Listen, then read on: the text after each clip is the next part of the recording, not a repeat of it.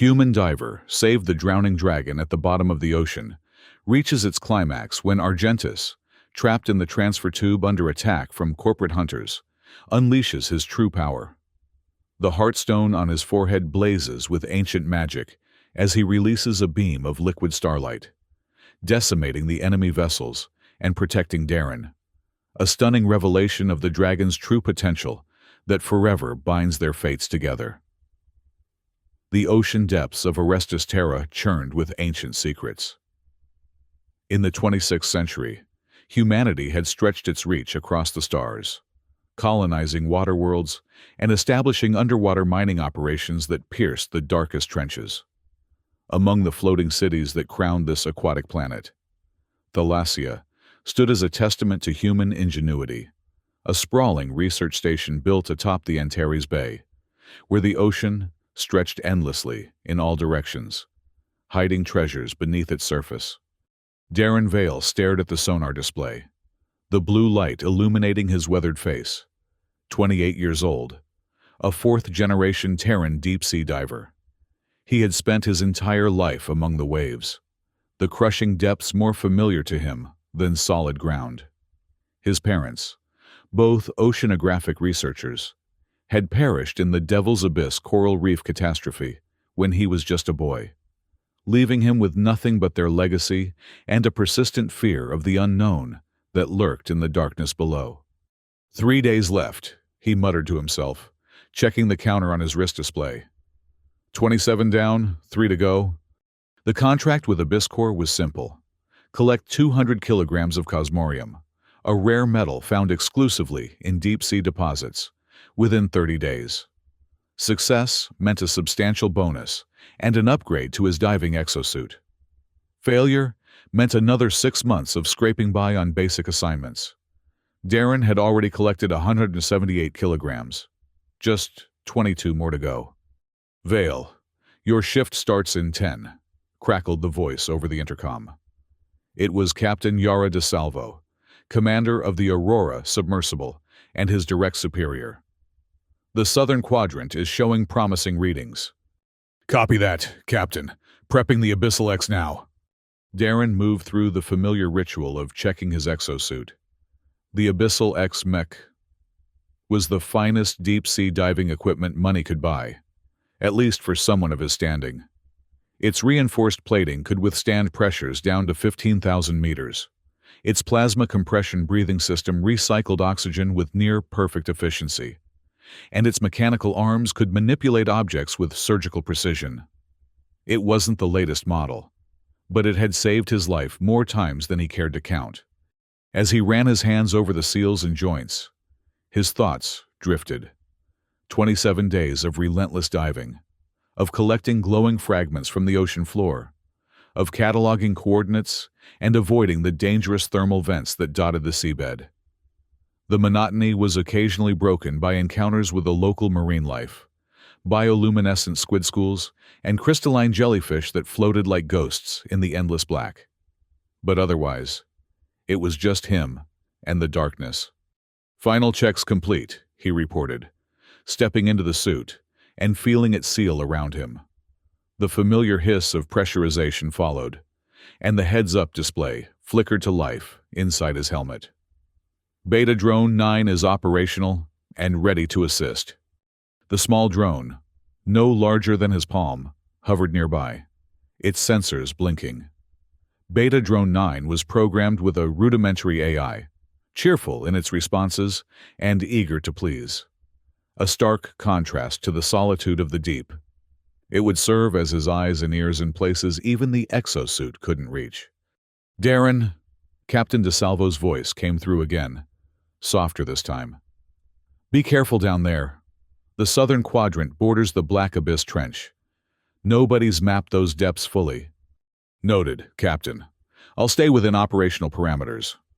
The loading bay doors opened beneath him, revealing the dark water below. With a deep breath, Darren stepped forward and plunged into the ocean's embrace. The descent began smoothly. At 2,000 meters, the world around him transformed. Bioluminescent coral reefs clung to underwater cliffs, pulsing with eerie light. Schools of translucent fish darted between rock formations, their scales reflecting his suit's external lights. The water was a kaleidoscope of blues and greens, punctuated by the occasional flash of a hunting predator. At 7,000 meters, darkness claimed dominion. His suit's lights carved tunnels through the black water, revealing glimpses of alien terrain. The pressure gauge read 700 atmospheres, enough to crush an unprotected human into paste in seconds. The exosuit creaked slightly, the metal and composite materials flexing imperceptibly under the strain. "Sonar sweep initiated," Darren said, more to himself than to anyone listening. The ping echoed through the water, mapping the surrounding terrain and searching for the distinctive signature of Cosmorium deposits. He continued his descent, focused on the mission. The water grew colder, the displays showing a steady drop in temperature as he approached the 12,000-meter mark. The crushing embrace of the deep was familiar, almost comforting in its constancy. Here, there were no corporate politics, no memories of dead parents, no lonely nights in the cramped quarters of Thalassia Station. Just the hunt, the rhythm of his breathing, and the occasional update from Beta Drone 9. Then, at 12,873 meters, something changed. "Anomalous reading detected," Beta Drone 9 chirped, its synthesized voice breaking the silence. "Movement signature at 14,203 meters. Biological in nature. Unidentified species." Darren frowned, checking the sonar display. There shouldn't be anything that large moving at that depth. Most of the megafauna they'd cataloged stayed above 10,000 meters. Below that, life became smaller, more specialized, adapted to the crushing pressures and near-freezing temperatures. "Verify and recheck," he ordered, but the drone's second scan confirmed the first. "Biological signature confirmed. Weak life signs detected. Location: Black Abyss Trench." The Black Abyss Trench. The name alone sent a chill down Darren's spine. It was a place of legends and whispers among the diving crews. Some claimed it was the site of the ancient dragon civilization of Abyssum, a myth that had persisted for millennia despite no concrete evidence. Others spoke of strange currents and electromagnetic anomalies that caused equipment failures and hallucinations. The official Abyss Corps stance was simple: stay away. His mission parameters were clear: collect Cosmorium, report any unusual findings, and return to the surface. The most rational course of action would be to log the anomaly and continue his collection route. The bonus awaited, and with it, the chance to finally escape the endless cycle of deep-sea dives. Yet, something pulled at him. Curiosity, perhaps, or the sense that this might be more than just another strange, deep-sea creature. His parents had died pursuing knowledge in places they were told to avoid. He had sworn never to make the same mistake, to always stick to the mission, to play it safe. But they had also taught him something else, that the greatest discoveries lay where no one dared to look. "Beta Drone 9, he said finally. "Mark the Cosmorium deposits on the map. We're taking a detour." "Acknowledged," the drone replied, seemingly oblivious to the breach of protocol. "Setting course for biological signature. Estimated arrival time, 27 minutes. Darren adjusted his descent vector, pointing the exosuit toward the heart of the Black Abyss Trench. The pressure gauge continued to climb as he sank deeper, the water growing ever darker and colder around him.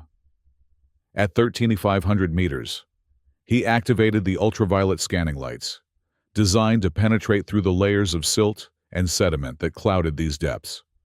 "Vale, your position is deviating from the planned route," came the voice of the monitoring technician from Thalassia. "Please confirm status." "Investigating an anomalous reading," Darren replied, keeping his voice level. "Possible new species.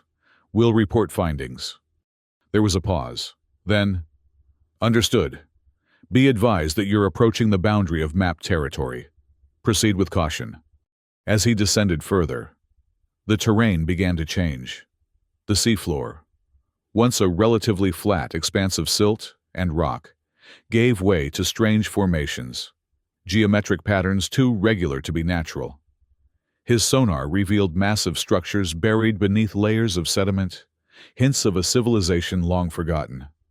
"Beta Drone 9, scan those structures," he ordered, his heart racing. Could it be? Had he stumbled upon the mythical abyssum? "Structures appear artificial in origin," the drone confirmed after a moment. "Material composition includes unknown alloys and significant quantities of cosmorium." At 14,000 meters, his exosuit's warning systems began to protest. The pressure was approaching the maximum operational threshold, and temperature readings showed dangerous fluctuations caused by nearby hydrothermal vents. But the biological signature was close now, just beyond a massive archway carved with intricate patterns. The arch was unmistakably designed, its curves too perfect, the symbols etched into its surface too deliberate. And there, at its center, was an unmistakable motif: a dragon, its sinuous body wrapped around what appeared to be a planet. Its eyes, made of embedded cosmorium crystals that still glinted in the light of his suit. "By the stars," Darren whispered, temporarily forgetting his mission as he stared at the ancient artwork. The legends were true. Abyssum had existed. But the biological signature called to him, pulling him back to the task at hand. He maneuvered through the archway, entering what must have once been a grand underwater city. Collapsed buildings and shattered monuments littered the seafloor, preserved in the cold, high-pressure environment for what must have been thousands of years. "Life signs growing weaker," Beta Drone 9 warned. "Recommend expedited approach." Darren pushed the exosuit to its limits, navigating through the ruins until he reached a partially collapsed structure that might once have been a temple or palace. The biological signature emanated from within, between two massive pillars that had fallen at angles against each other, creating a narrow wedge of space. What he saw there froze him in place. Trapped between the pillars and half buried in sediment was a creature unlike any he had ever encountered.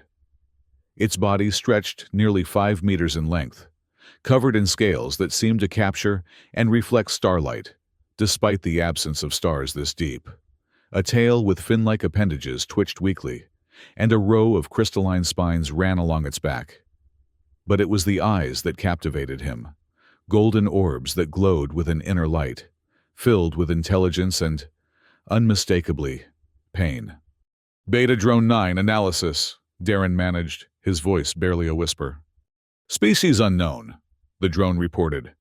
"Biological readings indicate severe distress, respiration failing. Estimated survival time without intervention, 8.4 minutes. It was dying.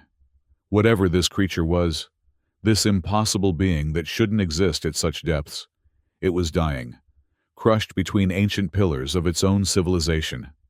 The creature's eyes locked onto Darren's, and he felt something pass between them, a recognition, perhaps, or a plea. Blood seeped from wounds where its scales had been torn by the jagged edges of the pillars, mixing with the silt in dark clouds. Protocol was clear. Unknown species were to be documented, reported, and left for specialized collection teams. Interfering could contaminate the specimen, damage valuable research material, or put the diver at risk.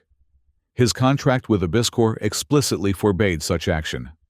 Yet, as he watched the creature struggle for breath, those corporate regulations seemed suddenly hollow. This wasn't just a specimen. It was a living being, intelligent and aware, fighting for survival in the ruins of what might have been its ancestors' home. His parents would have helped it. Despite all their caution and methodical approach to science, they would never have left a sentient creature to die if they could prevent it. "Screw the contract," Darren muttered, activating his exosuit's mechanical arms. "Beta Drone 9, scan the structure. I need to know how to free it without causing a collapse." The drone darted around the fallen pillars, its sensors mapping stress points and weak spots. "Caution advised. Structural integrity compromised. Recommend precision laser cutting at coordinates being uploaded to your HUD." Darren positioned himself beside the trapped creature, which watched him with those golden eyes that seemed to penetrate his soul. "I'm going to get you out," he said, knowing the creature couldn't understand him, but feeling compelled to speak nonetheless. "Just hold on." The exo-claw laser cutter extended from his suit's right arm, its blue beam focusing to a pinpoint. He began carefully slicing through the metal framework that had collapsed around the creature, mindful of the drone's warnings about structural weak points. The water around him bubbled slightly where the laser cut through, and toxic gases from nearby thermal vents swirled in unsettling patterns. His communication system crackled with static. "Vale, we're picking up unusual electromagnetic readings from your location," came Captain DeSalvo's voice, distorted but recognizable. "What's your status?" "Found something trapped in the ruins," he replied, continuing his delicate work. "I'm attempting to free it." "Vale, you are not authorized for rescue operations, especially of unknown entities." A new voice cut in, the stern tone of Ved Abysscor's chief researcher. "Document and return to your collection route immediately." The surrounding cosmorium deposits were reacting to his laser, emitting short electromagnetic pulses that interfered with his communications. His helmet display flashed warnings: pressure overload and plasma temperature rising. "With all due respect, sir," Darren replied, "I can't leave it to die." He cut through the last restraining piece of metal, but the creature remained partially pinned. It was weaker now, its breathing labored, eyes beginning to dim. Time was running out. In a desperate move, Darren activated his suit's plasma light to maximum intensity, illuminating the entire chamber. The creature's scales seemed to absorb the light, glowing briefly stronger. He reached out with the mechanical arms and carefully grasped the crystalline horn that protruded from the creature's head, using it as leverage to pull. The creature roared in pain, a sound that should have been impossible underwater, but somehow vibrated through his suit. One of its fins snapped as it twisted, but finally, it came free from the collapsed structure. Darren cradled the massive being against his exosuit, using the robotic arms to secure it. The creature thrashed in panic at first, its tail whipping dangerously close to his oxygen recirculation system. But as warm water from the suit's thermal regulators flowed around it, it gradually grew still, seeming to accept his help. Up close, he could see details he'd missed before: the intricate patterns within its scales, the gills that pulsed weakly along its neck, and a strange sigil etched into its forehead, glowing with faint inner light. "Vale, your life signs are showing extreme stress." Captain DeSalvo's voice came through the static. "What's happening down there?" Before he could answer, his communication system shut down completely, overloaded by the electromagnetic interference. He was alone now, over 14,000 meters beneath the surface, holding a creature that shouldn't exist, in the ruins of a civilization thought to be mere legend. The creature stirred in his arms, its golden eyes focusing on him once more. There was intelligence in that gaze, ancient and wise despite its apparently juvenile form. For it must be young, Darren realized. The legends spoke of dragons that grew to hundreds of meters in length. This was but a child of its kind. "I'm going to call you Argentus," he found himself saying, the name coming from nowhere, perhaps inspired by the silvery sheen of its scales.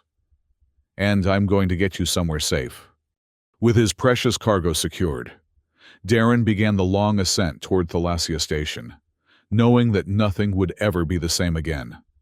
The moment his communication systems came back online at 10,000 meters, Darren's earpiece exploded with urgent voices. "Unidentified biological entity detected in proximity to Diver Vale," announced an automated system. "Initiating Protocol Omega. All personnel to security stations." "Vale, respond immediately," Captain DeSalvo demanded, her voice tight with concern. "What are you bringing up?"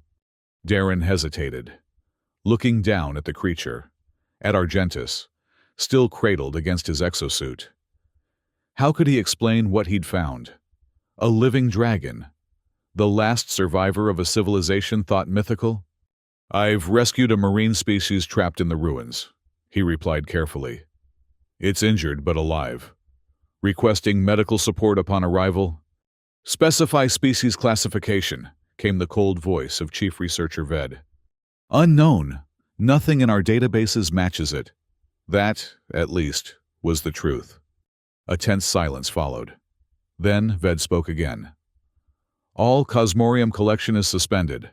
Upon surfacing, you will surrender the specimen to Security Division for quarantine and analysis. Do not attempt to open your exosuit or make direct contact with the entity. That is a direct order. Darren's jaw tightened. He knew what analysis meant in Abyss Core terminology. Dissection, tissue sampling, genetic sequencing, all without regard for the creature's sentience or suffering. Captain, he said, bypassing Ved and addressing DeSalvo directly. This isn't just some deep-sea fish. It's intelligent. I believe it may be related to the legends of Abyssum. Another silence. Longer this time. When DeSalvo responded, her voice was hushed, almost reverent. You're claiming you found a dragon? I'm saying I found something that matches the descriptions in the ancient texts, Darren replied, watching as Argentus's eyes tracked the movement of a passing school of luminescent fish. And I'm not handing it over to be cut apart. That is not your decision to make. Diver Vale. Ved cut in. If this is indeed a specimen of the supposedly extinct dragon species, it is the most significant scientific discovery in centuries. It must be properly studied. Studied, yes, Darren agreed. Vivisected, no. As he continued his ascent, he made a decision that would alter the course of his life forever. With careful movements, he disabled the video feed from his exosuit's external cameras and encrypted the footage he'd already captured of Argentus and the Abyssum ruins. Beta Drone 9, he whispered, ensuring his comms were temporarily muted. Initiate protocol shield. Authorization Vale, 77 Delta. The drone beeped in acknowledgement, and Darren knew it had just severed its connection to Thalassia's central systems. From now on, it would report only to him, its data inaccessible to Abyss Core until he commanded otherwise. He was officially in breach of contract, potentially ending his career and inviting criminal charges. But as Argentus shifted against him, a soft rumble emanating from its chest that felt almost like a purr. Darren knew he couldn't do otherwise. At 5,000 meters, his sensors detected movement. Two sleek shapes detached from the underside of what should have been an automated mining platform, drone Leviathans, the autonomous security units used by Abyss Core for underwater asset retrieval. In reality, they were hunter-killers, designed to disable rogue equipment or, in rare cases, enforce compliance from disobedient personnel. Vale, we've dispatched an escort to assist your ascent. Ved's voice came through, the lie transparent. Please maintain your current vector. The Leviathans accelerated toward him, their streamlined forms cutting through the water with frightening efficiency. Each was equipped with paralysis beams and capture nets, non-lethal, but extremely effective at immobilizing targets. I see your escorts, Darren replied coolly. Tell them to keep their distance. This creature is in a fragile state. The drones are programmed to ensure safe transport, Ved insisted. Cooperate fully. As the first Leviathan approached, it fired a warning shot, a pulse of superheated water that passed just meters from Darren's exosuit. The message was clear: surrender or be taken by force. Argentus sensed the danger, its body tensing against Darren's suit, its golden eyes fixated on the approaching drones, and a low vibration ran through its body. Stand down, Ved, Darren warned, his hand hovering over the exosuit's defensive systems. You don't know what you're dealing with. I know exactly what I'm dealing with. Diver Vale, Ved replied coldly. A contractual violation and the theft of corporate property. The specimen belongs to Abyss Corp. He's not a specimen, and he's not property, Darren shot back, the word he coming naturally as he referred to Argentus. He's a living, sentient being. The Leviathans closed in, positioning themselves on either side of Darren. Their paralysis beams powered up, glowing ominously in the dark water. In that moment, Darren made his choice. "Survival lock engaged," he announced, activating the exosuit's emergency defense protocol. A series of acoustic pulse charges deployed from compartments along his suit's legs, creating a disorienting wave of pressure that momentarily confused the Leviathan's targeting systems. Taking advantage of their disorientation, Darren pushed his thrusters to maximum output, shooting upward toward Thalassia. But the Leviathans recovered quickly, pursuing with relentless determination. The first capture net nearly ensnared him, missing by mere centimeters as he executed a desperate evasive maneuver. The second Leviathan fired its paralysis beam, grazing the left leg of his exosuit and causing temporary systems failure in that limb. Warning: left locomotion impaired. His suit's AI informed him unnecessarily as he struggled to maintain his ascent with asymmetrical thrust. Suddenly, Argentus roared, a sound that should have been impossible underwater, yet somehow resonated through the exosuit and into Darren's very bones.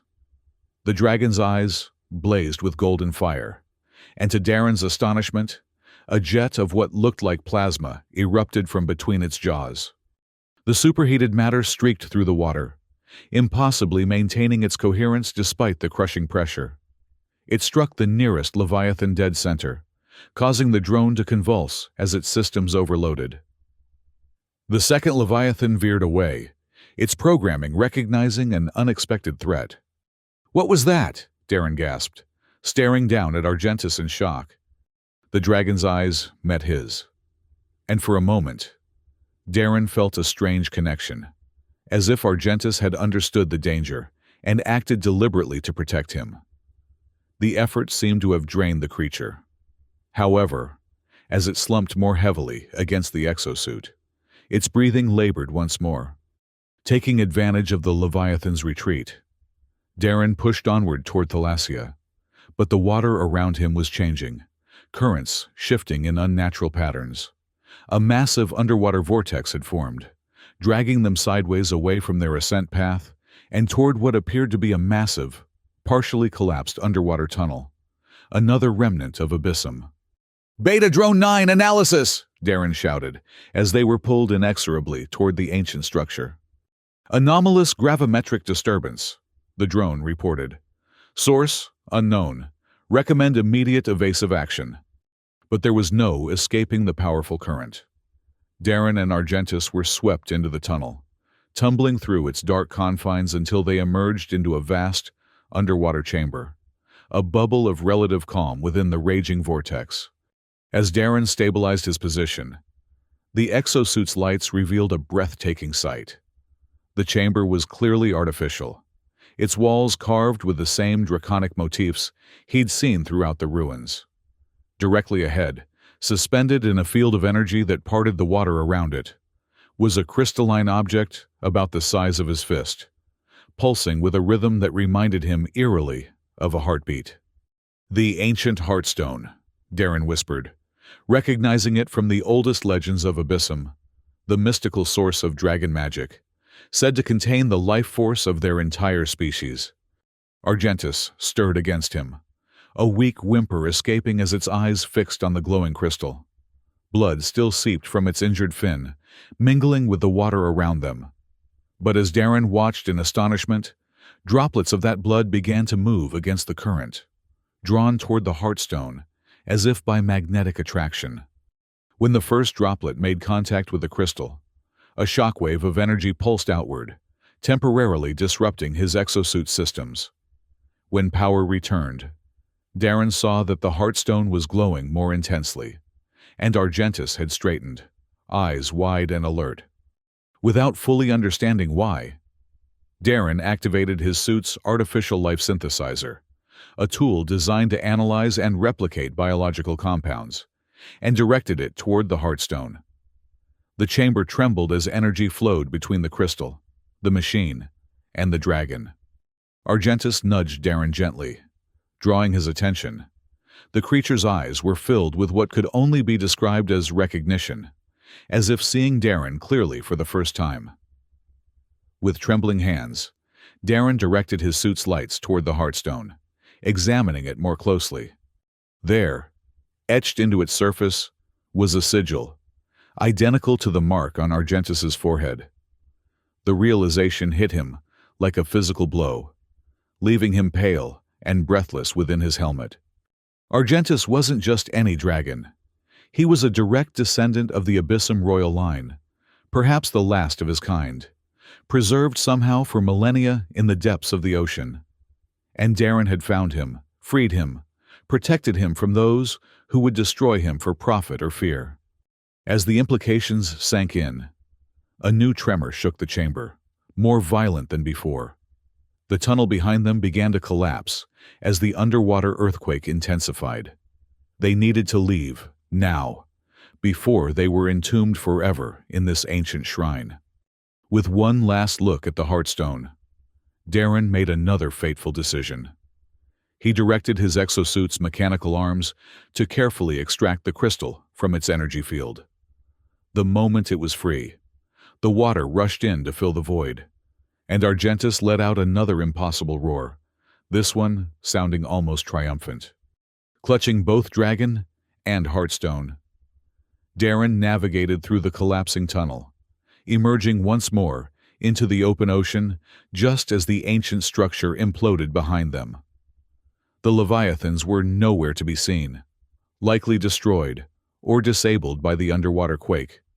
With renewed determination, Darren resumed his ascent toward Thalassia, the weight of his discoveries and his responsibility settling heavily upon him. Thalassia Station was in chaos when Darren finally approached its underwater docking bay. Security alerts blared through his restored communication system, and he could see personnel in defensive positions surrounding the airlock. "This is Diver Vale, requesting emergency docking procedures," he transmitted, his voice steady despite his racing heart. "I have an injured life form requiring immediate attention. Vale, you are ordered to remain in the external holding area." Ved's voice replied. "Security teams will take custody of the specimen." But before Darren could respond, Captain DeSalvo cut in. "Override authorized. Docking Bay 3 is being cleared for your arrival. Medical team standing by." There was a pause. Then she added more quietly, "I've seen the partial footage before you encrypted it. Darren, I know what you found, and I agree it must be protected." Relief flooded through him. He wasn't alone in this. As the massive doors of Docking Bay 3 parted, Darren guided his exosuit into the chamber. Water drained rapidly once the doors sealed behind him, and he found himself facing not the armed security team he'd expected, but a small group led by Captain DeSalvo and a woman he recognized as Dr. Vedra Lynn, head of Thalassia's Xenobiology Department. "Is that really?" Dr. Lynn breathed, her eyes wide as she stared at Argentus through the transparent sections of Darren's exosuit. "A dragon of Abyssum," Darren confirmed, the chamber now fully drained of water. "And not just any dragon. I believe he's royal bloodline." The exosuit's front panel opened, allowing Darren to step out while the mechanical arms continued to support Argentus. The dragon was breathing more easily now, but still weakened from his ordeal. His golden eyes surveyed the humans warily. "We need to move quickly," Captain DeSalvo urged. "Ved has already contacted corporate headquarters. They're sending a specialized containment team, essentially glorified poachers. ETA 60 minutes. "Where can we take him?" Darren asked, looking around desperately. "He needs water, but somewhere secure." "The Marine Mammal Rehabilitation Tank in Laboratory 7, Dr. Lynn suggested. "It's isolated from the main systems, and I can lock down access." As they hurried through the station's corridors, using service passages to avoid the main thoroughfares, Darren explained everything: the ruins of Abyssum, the trapped dragon, the ancient Heartstone now securely stored in a hidden compartment of his exosuit. "The legends were true," Dr. Lin marveled as they reached the laboratory. Dragons didn't just exist. They built an entire underwater civilization. The rehabilitation tank was massive, designed for the recovery of injured ocean megafauna.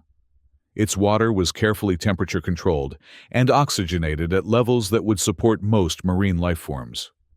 With great care, they transferred Argentus into the tank, watching anxiously as the dragon unfurled his full length in the water, his injured fin still trailing blood.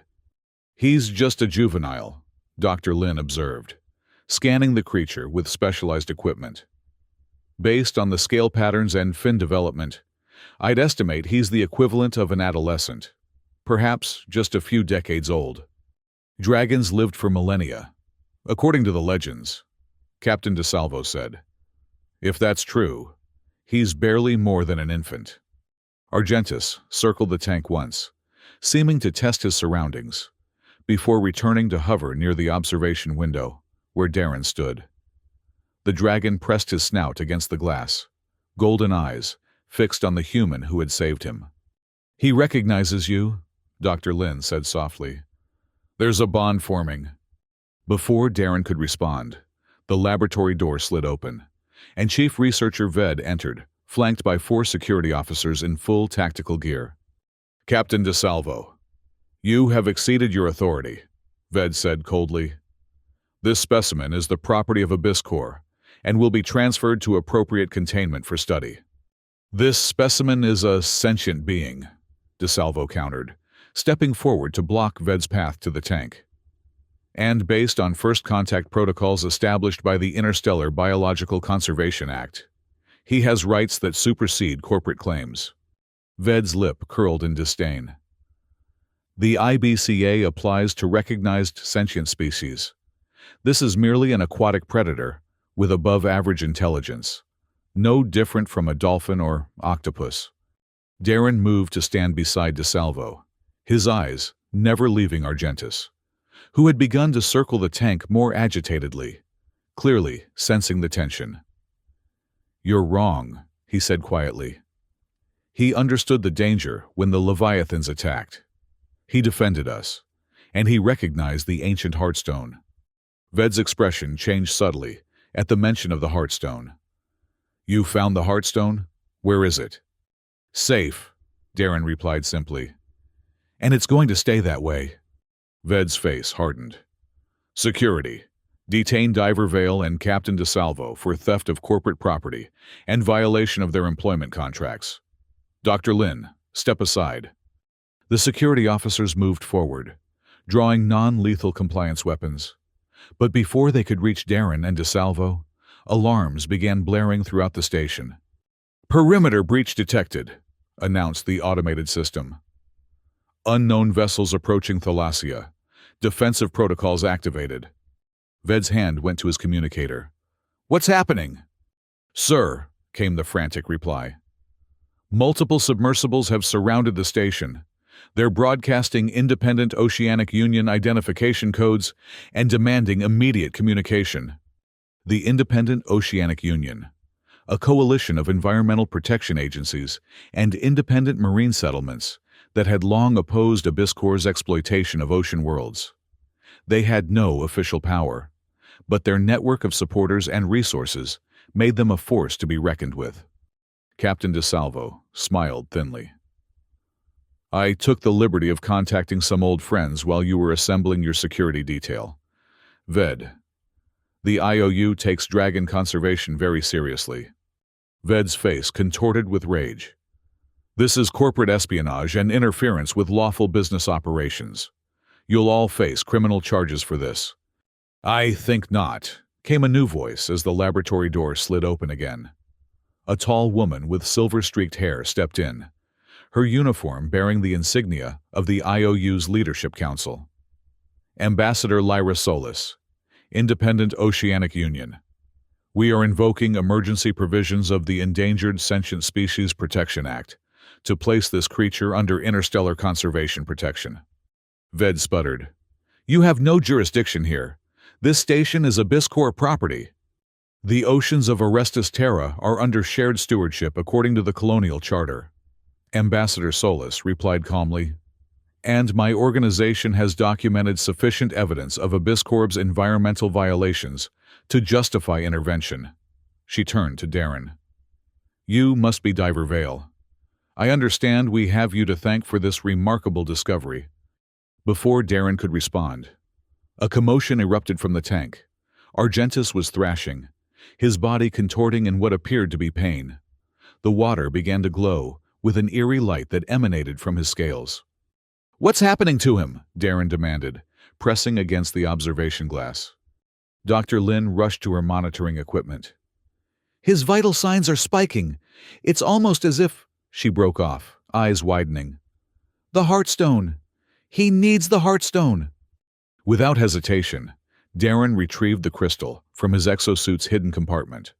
The moment it was exposed to the air, it began to pulse more intensely, in perfect synchronization with the light emanating from Argentus's scales. "Open the tank access hatch," Darren ordered, already moving toward the maintenance ladder that led to the top of the tank. "You can't go in there," Ved protested. "The water pressure and composition." But Darren was already climbing, the Heartstone clutched in one hand. At the top, he activated the small airlock that allowed researchers to interact with the tank's inhabitants. As the inner door opened, he took a deep breath and plunged into the water. The Heartstone extended before him. The sensation was electric. The water around him seemed to vibrate with energy as he swam toward the distressed dragon. Argentus's eyes locked onto the Heartstone, and he surged upward to meet Darren. When Dragon and Crystal made contact, a pulse of energy expanded outward in a visible shockwave. For a moment, Darren's vision whited out, his ears filled with a sound like distant music. When his senses cleared, he found himself floating face to face with Argentus, the Heartstone now somehow fused with the sigil on the dragon's forehead, glowing with inner fire. Argentus's entire demeanor had changed. He moved with newfound strength and purpose, his injured fin already showing signs of regeneration. His golden eyes seemed to hold ancient wisdom now, focusing on Darren with unmistakable intelligence. Together, they surfaced at the top of the tank, Darren gasping for air as he clung to the edge of the access hatch. Below, the assembled humans stared up in astonishment. "The Heartstone," Dr. Lin whispered. "It's bonded with him." "It's his birthright," Darren replied, somehow knowing this to be true. "He's been searching for it his entire life." Argentus circled beneath him, occasionally rising to brush against Darren's legs in what seemed like gratitude or affection. The dragon was transformed, no longer the weakened, trapped creature Darren had rescued, but a being of power and majesty. As Darren climbed out of the tank, soaking wet but exhilarated, Ambassador Solis approached him with newfound respect in her eyes. "What we've witnessed today changes everything," she said. "If dragons have returned to the oceans of Orestes Terra, we must protect them and learn from them. They were the original guardians of this world's seas, long before humans arrived." Ved and his security team had fallen back, outnumbered and outmaneuvered by the arrival of the IOU forces. The chief researcher's face was a mask of thwarted ambition as he watched Argentus glide gracefully through the water, scales shimmering with inner light. "This isn't over," he warned, backing toward the door. "Corporate headquarters will not accept this interference." Then, perhaps it's time corporate headquarters learned that some things are beyond price. Captain DeSalvo replied evenly. "Some discoveries belong to all humanity, and beyond." As Ved departed, Ambassador Solis turned to address the remaining group. "We need to secure both the dragon and any artifacts you've recovered. The IOU has a research vessel standing by that can take you to our sanctuary facility on the far side of the planet. There, we can ensure this magnificent creature's safety while we learn more about him and his kind." "His name is Argentus," Darren said firmly, watching as the dragon executed a perfect spiral in the tank, his movements now fluid and confident. And I'm staying with him. Of course, Solus nodded. You've formed a bond. In the old stories, dragons chose human companions, riders who would share their lives and purposes. Perhaps those legends had more truth than we realized. As preparations began for their covert departure from Thalassia Station, Darren remained by the tank, communicating silently with Argentus through gestures and expressions. The dragon seemed to understand, responding with movements of his own and occasional gentle vocalizations that vibrated through the water. Dr. Lin joined him, her scientific curiosity warring with awe as she observed their interaction. The genetic samples I've managed to analyze are extraordinary, she said quietly. His DNA contains sequences unlike anything in our databases, almost as if he's adapted to harness energy directly from his environment. And the Heartstone appears to be amplifying those abilities. He was dying when I found him, Darren murmured. Now look at him. It's like he's been reborn. Perhaps he has, Lin suggested. The legends speak of dragons being connected to the life force of their world. With the Heartstone restored, he may be reconnecting to powers his kind wielded for millennia. Their conversation was interrupted by Captain DeSalvo's urgent approach. Abyss Corps has deployed their Dragon Hunter unit, she reported grimly. 4 combat submersibles, heavily armed. They're on an intercept course with our extraction route. Darren's jaw tightened. They had known Abyss Corps wouldn't surrender such a prize easily, but he had hoped for more time. How long do we have? 20 minutes, maybe less. The IOU vessel is docking now at the emergency exit. We need to move. Transferring Argentus from the laboratory tank to the IOU vessel would be the most vulnerable part of their escape. The Dragon would need to be moved through a specially designed water transport tube, essentially a massive clear pipe that would connect the tank to the vessel's aquatic habitat. During that transfer, they would be exposed and vulnerable. I'll go with him, Darren decided, already moving to retrieve his exosuit.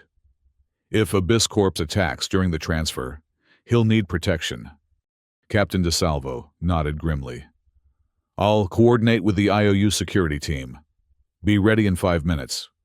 As Darren prepared his exosuit, checking its weapon systems and reinforcing the protective plating, he felt a strange calm settle over him. Just days ago, he had been focused solely on collecting enough cosmorium to earn his bonus. Now, he was about to risk his life protecting a creature of legend against the very corporation that had employed him for years. Yet it felt right, as if his entire life had been leading to this moment, to this purpose. When the time came, the transfer began with practiced efficiency. The transparent tube extended from the IOU vessel into the laboratory, sealing against the tank's emergency outlet. As the connecting valve opened, water rushed into the tube, creating a continuous aquatic pathway between the tank and the vessel. Argentus hesitated at first, eyeing the narrow confines of the tube with apparent suspicion. Darren, now sealed in his exosuit, entered the tank and swam to the dragon's side. It's okay, he said, knowing his voice couldn't penetrate the water, but hoping his presence would reassure the creature. I'll be right beside you. Whether Argentus understood the words, or merely the intent behind them, the dragon finally moved toward the tube, his sinuous body contracting to fit through the opening.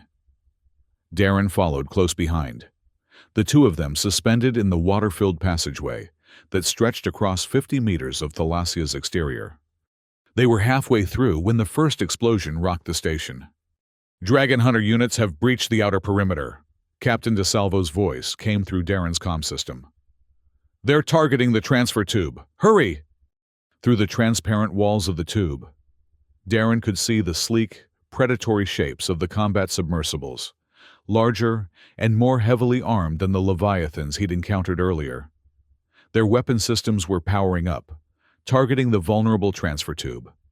Argentus sensed the danger, his body tensing as he accelerated toward the IOU vessel.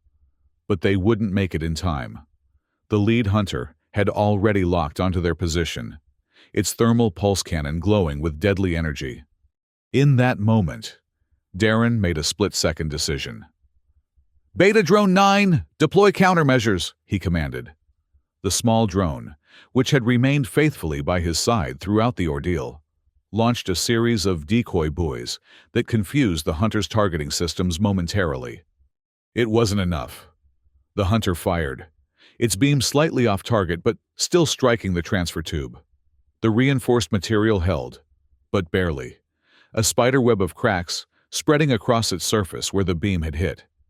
Water began to leak through the damaged section, the pressure differential threatening to shatter the tube entirely. Passengers on the IOU vessel watched in horror, helpless to intervene as the hunters circled for another attack. Argentus turned back, seeming to understand the danger to Darren, who was now between him and the damaged section of the tube. The dragon's eyes blazed with golden fire, the heartstone on his forehead pulsing with increasing intensity. What happened next would later be described by witnesses as the awakening. Argentus opened his jaws wide, but instead of the small plasma jet he'd produced earlier, a torrent of energy erupted, a concentrated beam of what looked like liquid starlight. It passed harmlessly around Darren's exosuit, but struck the approaching hunters with devastating precision. The lead vessel's systems overloaded instantly, its engines failing as it drifted powerlessly away. The second hunter veered off, attempting to retreat, but Argentus's beam followed, disabling it as well. The remaining hunters hesitated, their pilots clearly unprepared for a target that could fight back with such power. That hesitation was their undoing, as the IOU vessel's defensive systems finally came online, launching a barrage of sonic disruptors that sent the hunters into a chaotic retreat. With the immediate threat neutralized, Darren and Argentus completed their journey through the transfer tube, emerging into the spacious aquatic habitat of the IOU vessel. As the connection to Thalassia was severed and the vessel began to move away from the station, Darren finally allowed himself to breathe. He opened his exosuit, emerging to stand on the observation platform that ringed the habitat. Argentus surfaced nearby, his golden eyes meeting Darren's with what could only be described as triumph. "You saved us," Darren said simply, reaching out to touch the dragon's snout. "Thank you," Argentus rumbled softly, the sound vibrating through the water and into Darren's very bones. In that moment, he knew with absolute certainty that their fates were now intertwined, human and dragon, bound together by forces beyond mere circumstance. As the IOU vessel accelerated away from Thalassia, heading for the safety of the sanctuary on the far side of Orestes Terra, Darren stood watching Argentus swim powerful circles in his new home. The dragon's scales caught the light, transforming simple illumination into a kaleidoscope of colors that danced across the habitat walls. Captain DeSalvo joined him on the observation platform, her expression a mixture of wonder and concern. "Abyss Corps won't stop looking for him," she said quietly. "What happened today, what he did to those hunters, will only make them more determined to capture him. They'll see him as a weapon to be controlled, not a being to be protected." "Then we'll stay one step ahead of them," Darren replied, his resolve hardening. "The IOU sanctuary, then perhaps off-world if necessary. Whatever it takes to keep him safe." "And the Heartstone. Its power is clearly beyond anything we understood from the legends." Darren watched as Argentus executed a perfect vertical rise, the Heartstone gleaming against his forehead like a third eye of pure energy. "It belongs with him. It's part of who he is, who he was always meant to be." In the days that followed, as they traveled across Orestes Terra's vast ocean to the hidden sanctuary, Darren spent hours each day in the habitat with Argentus. Sometimes, he used his exosuit to join the dragon in the water, swimming alongside the magnificent creature as he explored his new environment. Other times, he simply sat on the observation platform, sharing a strange form of communication that transcended words. feelings, images, and intentions flowing between them with increasing clarity. Dr. Lin conducted non-invasive studies, marveling at the dragon's rapid healing and the strange energies that emanated from the Heartstone. "It's as if the stone is helping him remember," she theorized after particularly intense scanning sessions. Genetic memory, perhaps, the accumulated knowledge of his ancestors, encoded in his DNA and awakened by the Heartstone's power. When they finally reached the sanctuary, a massive underwater dome nestled within a natural formation of crystalline reefs, Darren stood with Ambassador Solus, watching as Argentus was released into the protected waters. "The board has reviewed all the evidence," Solus informed him. "Abysscorp is facing an unprecedented investigation into their activities on Orestes Terra, illegal mining operations, environmental violations, and now the attempted capture of an endangered sentient species. They'll be tied up in litigation for years." "Good," Darren said simply. "They've taken enough from this world." "We'd like you to stay on as our dragon ambassador," Solus continued, turning to face him directly. "Your bond with Argentus is unique. You understand him in ways none of our scientists can. With your help, we might begin to recover the lost knowledge of Abyssum, a civilization that lived in harmony with the oceans rather than exploiting them." Darren watched as Argentus executed a joyful leap from the water, his massive body silhouetted against the dappled sunlight that filtered through the dome. For the first time since his parents' death, he felt a sense of true purpose, a connection to something larger than himself. "I'll stay," he agreed, "for as long as he needs me."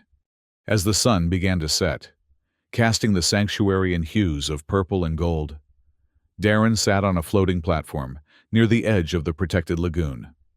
Argentus surfaced nearby, resting his head on the platform's edge. The dragon's scales glittered in the fading light, and the Heartstone pulsed with a gentle rhythm that matched the waves lapping against the shore. "You saved me as much as I saved you," Darren said softly, reaching out to stroke the ridge above Argentus's eye. "I was just existing before, collecting cosmorium, earning credits, moving from one contract to the next without any real purpose." Argentus rumbled softly, his golden eyes reflecting the sunset. "What happens now?" Darren mused, gazing out across the water to where the dome's edge met the wild ocean beyond. "There's a whole world out there that thought your kind was just a legend. And somewhere, there might be others like you, waiting to be found." The dragon's eyes seemed to spark at that, the Heartstone glowing more intensely for a moment. Darren felt a sensation that wasn't quite words, but carried clear meaning nonetheless, a mixture of hope, determination, and something like a call to action. He smiled, feeling the weight of his new responsibility settling comfortably on his shoulders. "Together, then," he agreed. "We'll find them together." As darkness fell, man and dragon remained side by side, two beings from different worlds united by a single moment of compassion in the depths of an alien ocean. Behind them, the lights of the sanctuary came on one by one, marking the beginning of a new chapter in the history of Orestes Terra, a chapter in which dragons once again swam its waters, their ancient magic awakening after millennia of slumber. And somewhere, in the vast depths of the Black Abyss Trench, amid the ruins of Abyssum, something stirred in response to the Heartstone's call, the first whispers of a civilization reborn.